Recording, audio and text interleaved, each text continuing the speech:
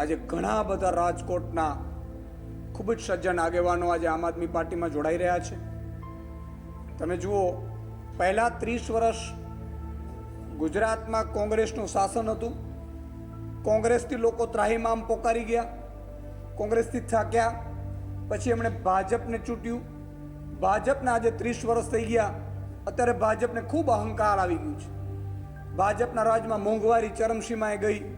મધ્યમ વર્ગ જીવી નથી શકતું, મધ્યમ વર્ગના બે છેડા ભેગા નથી થઈ શકતા. આજે શહેરમાં રહેતા વ્યક્તિઓને સુરક્ષા પણ પૂરી નથી પાડી શકતું ભાજપ.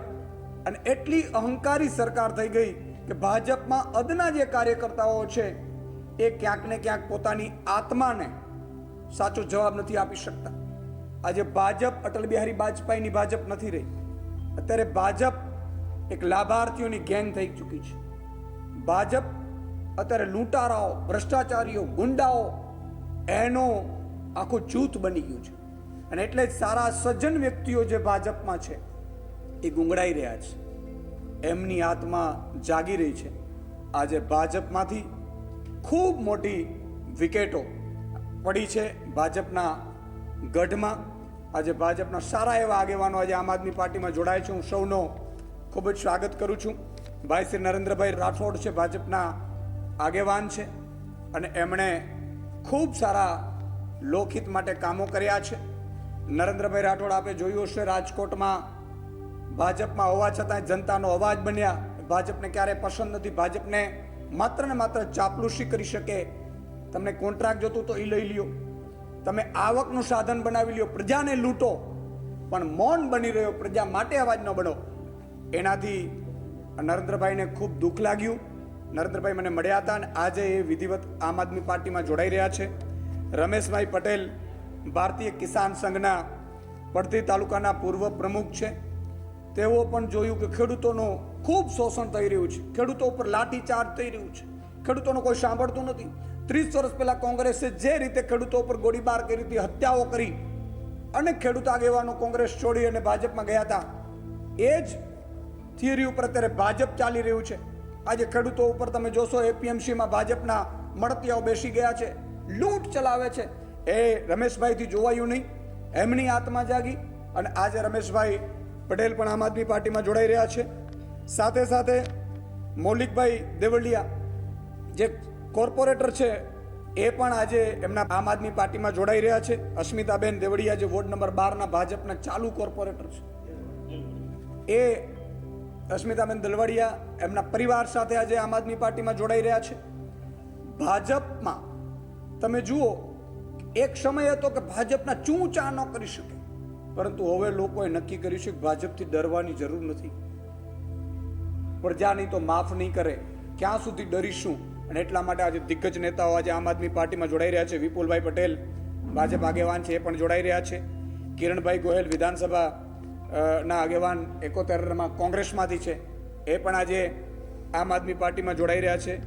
રવજીભાઈ સોલંકી કોંગ્રેસ આગેવાન છે, એ પણ જોડાઈ રહ્યા છે.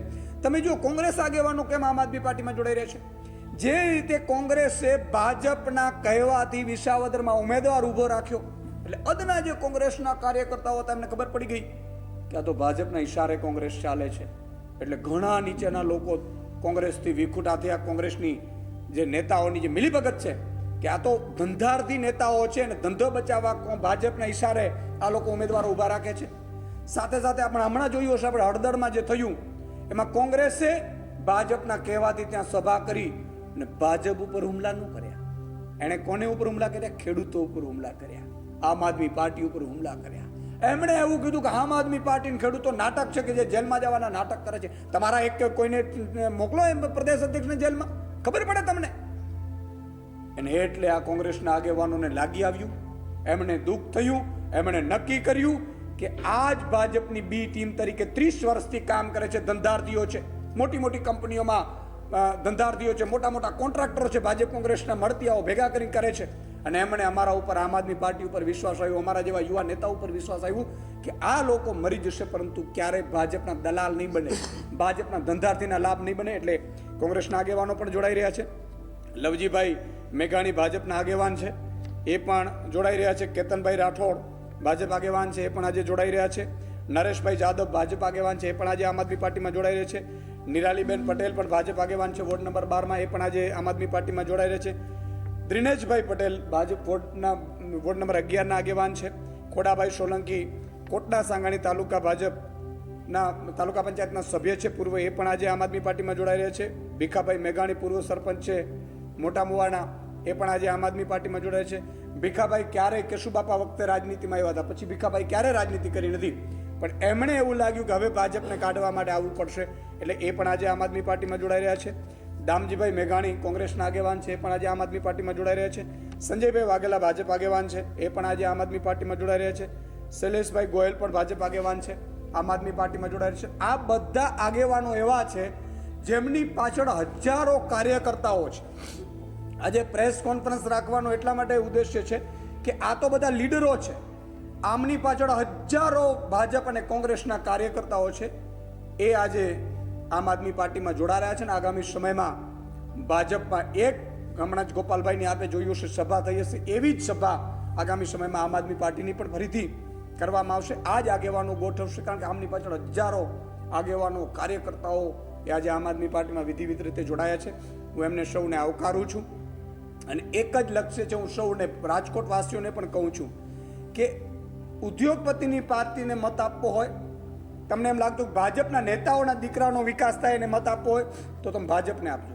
અને તમારા દીકરાની શિક્ષણ, આરોગ્ય, સારી સુવિધા, તમારા રસ્તા સારા, તમારી સારી સ્કૂલો, તમારા બાળકને સારું શિક્ષણ જોતું હોય અને એ પણ તમે ઈચ્છતા હો તમારા બાળક મોટું થાય તો આમ આદમી પાર્ટીને મત આપજો. અને એટલે જ આમ આદમી પાર્ટીની અરવિંદ કેજરીવાલજીની વિચારધારા સાથે આજે સૌ જોડાયા છે, એને હું આવકારું છું.